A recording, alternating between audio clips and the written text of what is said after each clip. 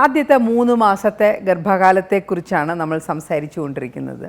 അപ്പോൾ ഈ 3 മാസത്തിനിടയ്ക്ക് ഗർഭിണികൾക്ക് വരാവുന്ന സാധാരണമായിട്ടുള്ള ബുദ്ധിമുട്ടുകളെക്കുറിച്ചാണ് ഞാൻ ഈ വീഡിയോയിലൂടെ സംസാരിക്കുന്നത്.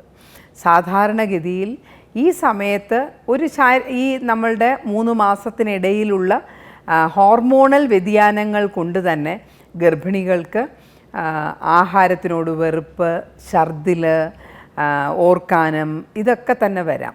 എന്നാൽ ഇതൊക്കെ നമ്മൾ ചികിത്സിക്കേണ്ട ഒരവസ്ഥ ചിലപ്പോൾ വരും.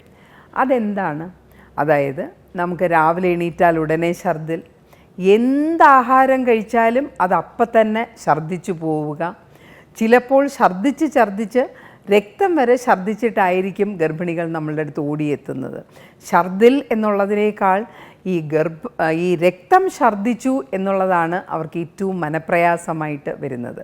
പക്ഷേ നമ്മൾ ഒരുപാട് ഛർദ്ദിച്ച് കഴിയുമ്പോൾ കുറച്ച് നല്ല ബ്രൈറ്റ് റെഡ് നിറത്തിലുള്ള രക്തം ഛർദ്ദിക്കുന്നത് സ്വാഭാവികമാണ്. കാര്യം നമ്മളിങ്ങനെ ഓർക്കാനിക്കുമ്പോഴേക്കും ആ തൊണ്ടയിലുള്ള ചെറിയ രക്തക്കൊഴലുകൾ പൊട്ടിയിട്ടാണ് ഈ രക്തം ഛർദിലിൽ വരുന്നത്. അതിനെപ്പറ്റി ഭയപ്പെടേണ്ട ആവശ്യമില്ല. പക്ഷേ നമ്മൾ ഭയപ്പെടേണ്ട ഒരു കാര്യമുണ്ട്. ഇങ്ങനെ അങ്ങോട്ട് ഛർദ്ദിച്ചു കൊണ്ടിരിക്കുകയാണെങ്കിൽ ഗർഭിണികൾക്ക് കുഴപ്പങ്ങളൊന്നുമില്ലേ എന്നുള്ളത്. തീർച്ചയായിട്ടും ഒരാഹാരവും കഴിക്കാൻ പറ്റാത്ത വിധം ഗർഭിണികൾ ഛർദ്ദിക്കുകയാണ് എന്നുണ്ടെങ്കിൽ അവർക്കും അവരുടെ കുഞ്ഞിനുമൊക്കെ കുറച്ച് കുഴപ്പങ്ങൾ വരാം. കുഞ്ഞിനേക്കാൾ കൂടുതൽ അമ്മയ്ക്കാണ് ഇതിൽ കുഴപ്പം വരുന്നത്. എങ്ങനെ കുഴപ്പം വരും എന്ന് ചോദിച്ചാൽ, നമുക്ക് ആഹാരമൊന്നും അകത്തേക്ക് പോകുന്നില്ല. അപ്പോൾ ശരീരത്തിൽ ബാക്കിയുള്ള ജോലികളൊക്കെ ചെയ്യാനുള്ള എനർജി എവിടുന്ന് കിട്ടും? അത് ശരീരത്തിലുള്ള നമ്മളുടെ കൊഴുപ്പിൽ നിന്ന് ആ എനർജി ഉണ്ടാക്കാനുള്ള സംവിധാനം ശരീരം അഡോപ്റ്റ് ചെയ്യും. അപ്പോൾ അങ്ങനെ സംവിധാനത്തിലൂടെ വരുന്ന വേസ്റ്റ് പ്രോഡക്റ്റ് എന്ന് പറയുന്നത് കീറ്റോൺ ബോഡീസാണ്. അപ്പോൾ നിങ്ങളൊക്കെ കേട്ട് കാണും ഡയബറ്റിക് കീറ്റോആസിഡോസിസ് എന്നൊക്കെ. അതുപോലെ തന്നെ ഇത് സ്റ്റാർവേഷൻ കീറ്റോആസിഡോസിസ് ആണ്. ഡയബറ്റീസിൽ ഗ്ലൂക്കോസ് ഒരുപാടുണ്ട്. അത് ഉപയോഗിക്കാൻ പറ്റാതെ വരുമ്പോൾ ശരീരത്തിൽ കൊഴുപ്പിൽ നിന്ന് ഒക്കെ എനർജി ഉണ്ടാക്കുമ്പോഴാണ് ഈ കീറ്റോസിസ് വരുന്നത്. പക്ഷേ ഗർഭിണികൾക്ക് ഒട്ടും ഗ്ലൂക്കോസ് അകത്തേക്ക് ചെല്ലുന്നില്ല, ആഹാരം അകത്തേക്ക് ചെല്ലുന്നില്ല എന്ന് പറയുമ്പോൾ ശരീരത്തിന് ആവശ്യമായ ഊർജം ഉണ്ടാക്കാൻ വേണ്ടിയിട്ട് ശരീരത്തിനകത്ത് തന്നെ ഫാറ്റിനെ അത് മെറ്റബിളൈസ് ചെയ്ത് ഊർജമുണ്ടാക്കുന്നു. അപ്പോൾ അതിൻ്റെ സൈഡ് പ്രോഡക്റ്റായിട്ട് വരുന്ന ഈ കീറ്റോസിസ് എന്ന് പറയുന്നത് ഗർഭിണികൾക്ക് അത്ര നല്ലതല്ല തന്നെ. അത് ശ്രദ്ധിക്കാതെ പോവുകയാണെങ്കിൽ തീർച്ചയായിട്ടും ICU അഡ്മിഷൻ വരെ വേണ്ടി വരുന്ന ഒരു സ്ഥിതിഗതിയിലേക്ക് അത് കൊണ്ടുപോയെന്നിരിക്കാം. അപ്പോൾ അതുകൊണ്ടാണ് ഈ ഗർഭിണികൾ ഛർദ്ദിച്ചു വന്നാൽ ഉടൻ തന്നെ നമ്മൾ മൂത്രമെടുത്തിട്ട് അതിനകത്ത് അസറ്റോൺ ഉണ്ടോ എന്ന് നോക്കും. അസറ്റോൺ ഉണ്ടെങ്കിൽ ഛർദിൽ മാറാനുള്ള മരുന്ന് കൊടുക്കും. പിന്നെ നമ്മൾ ഈ ഛർദ്ദിച്ച് കഴിയുമ്പോഴത്തേക്കും ഒരുപാട് അസിഡിറ്റി കൂടിയിട്ട് ഗ്യാസ്ട്രൈറ്റിസ് വരും.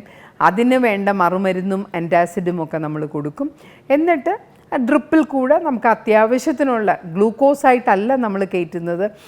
ഗ്ലൂക്കോസ് അല്ല ഛർദ്ദിച്ച് ക്ഷീണിച്ച് വരുമ്പോൾ വേണ്ടത് നമ്മുടെ ബാക്കിയുള്ള ഇലക്ട്രോലൈറ്റ്സ് ഒക്കെ ഉള്ള ഒരു ഡ്രിപ്പ്, 1, 2, 3 ഡ്രിപ്പ് നമ്മൾ കൊടുക്കുകയാണ് ചെയ്യുന്നത്.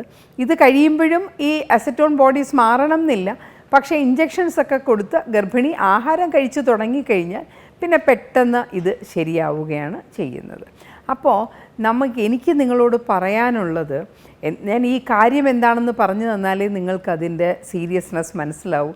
അതുകൊണ്ടാണ് ഞാൻ കുറച്ച് മെഡിക്കൽ ടേംസൊക്കെ ഉപയോഗിച്ചത്. പക്ഷേ ഇങ്ങനെ നിങ്ങൾക്ക് ഒന്നും കഴിക്കാൻ പറ്റാത്ത വിധം ഛർദിലുണ്ടെങ്കിൽ, ഒരു ദിവസം മൊത്തം അങ്ങനെ ഛർദ്ദിക്കുകയാണെങ്കിൽ നിങ്ങൾ തീർച്ചയായിട്ടും ഡോക്ടറെ ചെന്ന് കാണണം. ഡ്രിപ്പിടാൻ വേണ്ടി മാത്രമല്ല, ഇങ്ങനെ എന്തുകൊണ്ടാണ് നിർത്താതെ ഛർദ്ദിക്കുന്നത് എന്ന് കണ്ടുപിടിക്കുകയും വേണം. ചിലപ്പോൾ നിങ്ങളുടെ ഗർഭത്തിനകത്ത് 2 or 3 കുഞ്ഞുങ്ങളുള്ളത് കൊണ്ടായിരിക്കാം ഇങ്ങനെ ഛർദ്ദിക്കുന്നത്. അതുമല്ലെങ്കിൽ തൈറോയിഡ് ഒരുപാട് കൂടിയതുകൊണ്ടായിരിക്കാം ഛർദ്ദിക്കുന്നത്. അല്ലെങ്കിൽ ചിലപ്പോൾ മുന്തിരിക്കൊല ഗർഭം ആയിരിക്കും ചിലപ്പോൾ ഗർഭത്തിനകത്ത്. നേരത്തെ നമ്മൾ സ്കാൻ ചെയ്ത് കുഞ്ഞുണ്ട് എന്ന് കണ്ടു കഴിഞ്ഞാൽ മുന്തിരിക്കുല ഗർഭത്തിനെ പറ്റിയും ഇരട്ടകളെ പറ്റിയൊന്നും പേടിക്കേണ്ട. പക്ഷേ അപ്പോഴും മൂത്രത്തിൽ പഴുപ്പുണ്ടോ എന്ന് നോക്കണം. മൂത്രത്തിൽ പഴുപ്പുണ്ടെങ്കിൽ നമുക്കിങ്ങനെ അധികമായ ഛർദിൽ വരാനുള്ള സാധ്യതയുണ്ട്. അപ്പോൾ നിങ്ങൾ അധികമായി ഛർദ്ദിക്കുന്നുണ്ടെങ്കിൽ ഉടൻ തന്നെ ഡോക്ടറെ ചെന്ന് കണ്ട് വേണ്ട പ്രതിവിധി തേടേണ്ടതാണ്. നന്ദി, നമസ്കാരം.